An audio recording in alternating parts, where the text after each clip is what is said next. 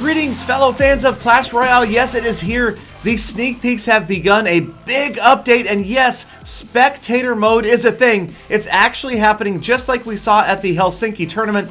We are able to spectate live, and this is exactly how it is going to look. You'll notice that each card in the deck is not revealed until after it has been played. That is in the interest of fair play. And also check at the top right corner, you can see how many people are watching. And yes, you can cheer your favorite player on with the little horns right there. You will actually be throwing confetti onto the playing field, and your players that you are watching will see that, so they will see who is cheering for them. You can cheer for one or the other player every few seconds, and actually, if you press both at the same time, you are able to simultaneously cheer for both players. So right here we've got Junpei and the Game Hunter in a friendly match, and just think about what this is going to do for tournaments.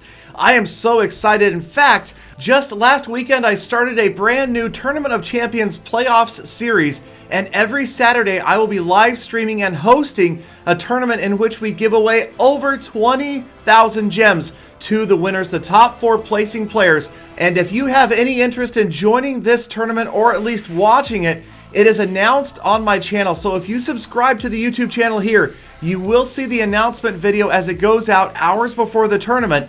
And when that video drops, there will be a link in that description that says where you can sign up. Go sign up, be one of the first to get in there, and you will be registered and you'll have a chance at those gems and maybe some YouTube fame.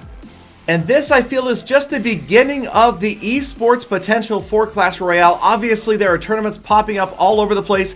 We saw Jason take home a 10,000 euro paycheck. Imagine now, instead of spending money on gems, you could be making money by winning these big tournaments. I have a feeling we are going to see more bigger tournaments all over the world in 2016 and beyond, especially now that we've got live spectator mode. Clash Royale just really feels like a game that was made for YouTube and made for live streaming. So again, make sure you're subscribed so you don't miss out on those tournament announcements.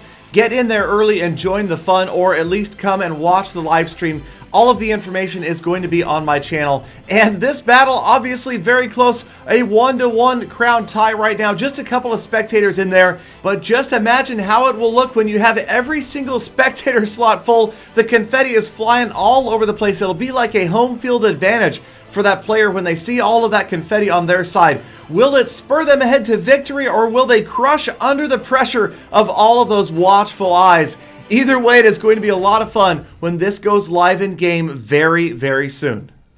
So in this match, Junpei comes out on top 2 crowns to 1 over the Game Hunter, but this is just the beginning of the visual changes to Clash Royale. Yes, it's true. Many of you asked for it, and here it is. TV Royale for every arena. Every single arena is going to have its own TV Royale, so you can watch high-end gameplay at Arena 8 or down at whatever arena you wish, down at your own arena, the next arena you're headed to. And another quick tip, if you just watch the beginning and then go back out to the main menu, you can see the outcome of the match without watching the whole thing. So that is it for the visual changes in this sneak peek, but there are so many balancing changes coming to Clash Royale. I thought I would take a couple of minutes and take a look at exactly how some of these effects are going to work.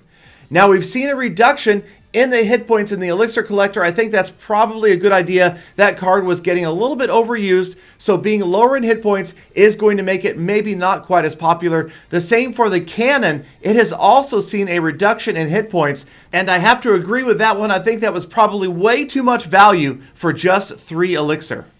The next balancing change has to do specifically with the Valkyrie and the mini Pekka. As you watch this Valkyrie move in towards the center of the screen, the fireball will now affect a pushback. You see that movement, it'll move the Valkyrie away from its target, and that could make a significant difference in the actions of the Valkyrie and the mini Pekka. That is one we'll just have to wait to see in game. And here is a big balance change that people are going to be very happy about. The mortar deployment time, check it out, it is now 5 seconds, up from 3 seconds to 5 seconds, and the damage has been reduced by 10%. So that is a significant nerf to the mortar. We knew it was coming, and mortar users, well, it looks like it might be time to find another favorite toy. And there's the bomb tower. Its lifetime has been decreased 20 seconds, down from a minute to just 40 seconds, probably because it was seeing way too much use in the mid arenas. It was just getting used a lot and was a little bit overpowered. And check this one out. Look at the Royal Giant outrange the cannon. Yes, the Royal Giant's range has been increased. Now, he will not outrange a tower, but he will outrange things like cannons and inferno towers, and that is going to be huge. And think of that not only as a buff to the Royal Giant, but as a nerf to all defensive structures. If you are relying heavily upon your defensive structures and a Royal Giant comes along, you may find yourself in a world of hurt. Also there we saw the pushback effect on that mini Pekka. Again, that is going to be one we'll have to see in game. It seems like a very small change, but could indeed turn out to be very significant, especially for those who are using fireballs. So again, the balance changes are always going to be frequent in Clash Royale, so it is important to be able to be flexible and to know that the change to one card can affect many other cards in the game. I hope you guys are looking forward to this next update and the rest of these sneak peeks. I know I am, and thank you guys so much, as always, for sticking around all the way to the end of this episode. Make sure you subscribe for early tournament information, sneak peek, and update info, and I hope to see every last one of you back here again tomorrow for more full attacks.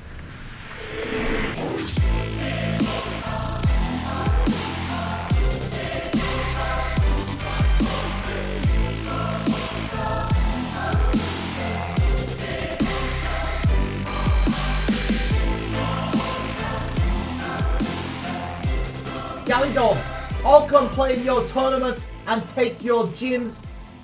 That's right.